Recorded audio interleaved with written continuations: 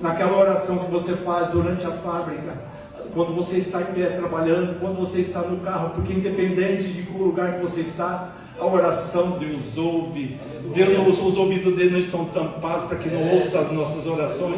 Muitas vezes nós falamos assim: eu não tive tempo nem de ajoelhar, mas você esteve de pé porque Deus te deu os pés, as pernas boas, Deus te deu os braços bons. E onde ali na fábrica mesmo, não tem tempo na tua casa, você está fazendo parte, super cansado, mas dá tempo de você fazer. Quando você está se dirigindo para o trabalho, ou está retornando para a tua casa, ore no carro, em todo tempo, fora de tempo, agradeça a Deus pela saúde, pela salvação da tua alma, pelo perdão dos teus pecados, por ter escrito seu nome no livro da vida. Aleluia, Jesus. A bênção aqui que Deus, essa palavra maravilhosa desse filho pródigo, nos dá alguns exemplos, e eu reparti em 3 fases essa passagem.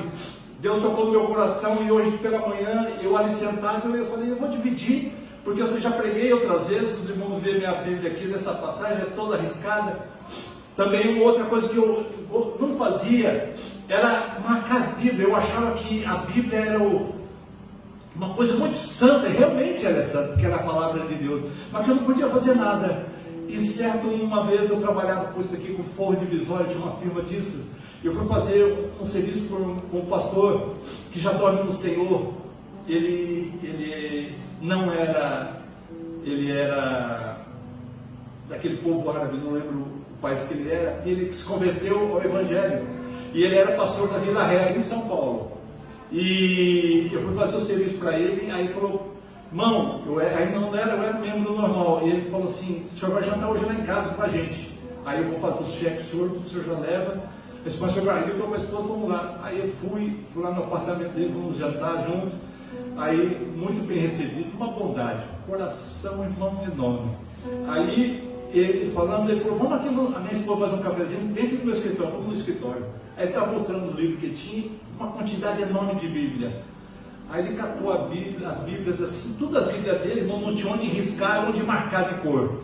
Aí eu falei: pastor, mas pode fazer isso na Bíblia? Eu era novo convertido. Ele falou: mas claro, você não conversa com Deus? Aqui é a palavra de Deus. Se ele fala com você, você vai respondendo. Então você vai escrevendo também, do mesmo jeito que ele escreveu para você, você responde para ele. E daquele dia em diante, todas as minhas Bíblias são riscadas da primeira página à última página. E nós vemos aqui, irmãos, eu marquei 3 fases. Uma das fases primeira, o filho mais novo, ao filho mais novo é dada uma herança. Deus nos dá, irmãos, a salvação de nossas almas. Aleluia, Jesus. Ele perdoa os nossos pecados. Ele escreve o nosso nome no livro da vida. Jesus foi para o céu e falou: eu vou, como já foi dito, eu vou preparar lugar para vocês. Ele nos dá uma casa celestial. Ele nos dá vida, nos dá saúde, nos dá o alimento. Ele cuida de nós em todo o tempo. E muitas das vezes, essa herança é uma coisa que nós, na verdade, nós não tínhamos direito nenhum, mas Ele nos dá.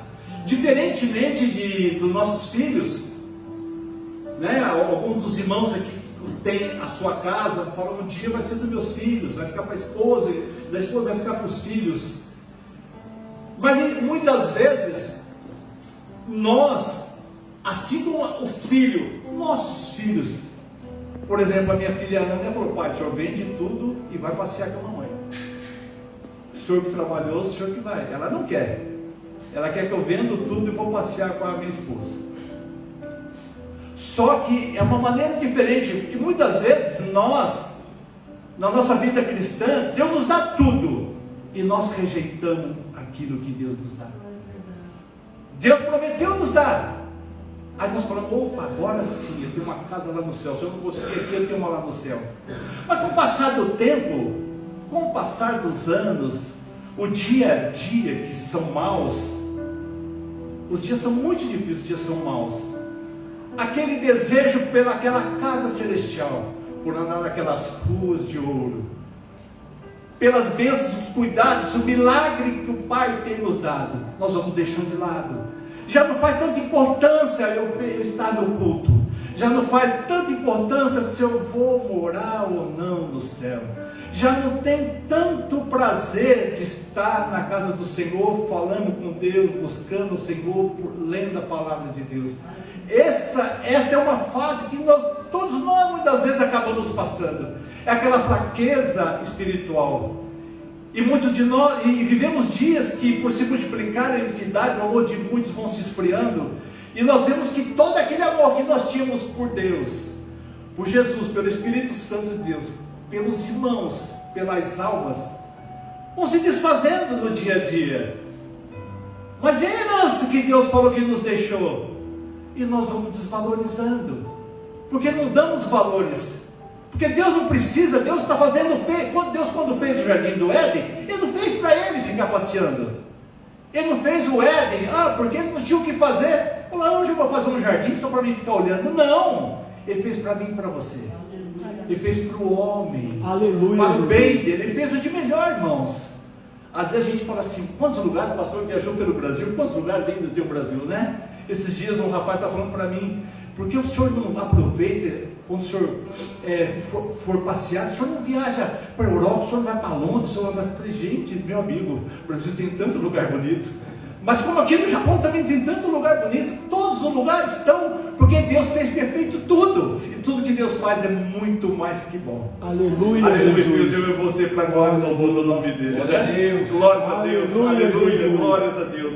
E nós, com o passar do tempo, nós esquecemos o que o nosso Pai Celestial tem prometido e feito para cada um de nós, e nos resolvemos nos separar dele. Sabe aquele amor que a gente dizia que tinha? Já não sente mais. Aquele ardor da presença do nosso Deus, do Espírito Santo, já não arde mais. Aqueles desejos pelas coisas de Deus, aquele desejo pelo céu, já vão se separando, vão indo embora. E assim, a gente quer o quê? Não, eu quero fazer agora da minha maneira. Irmãos, eu só estou fazendo esse baile porque eu quero ir embora. Eu preciso, porque minha esposa tem 100 remédios.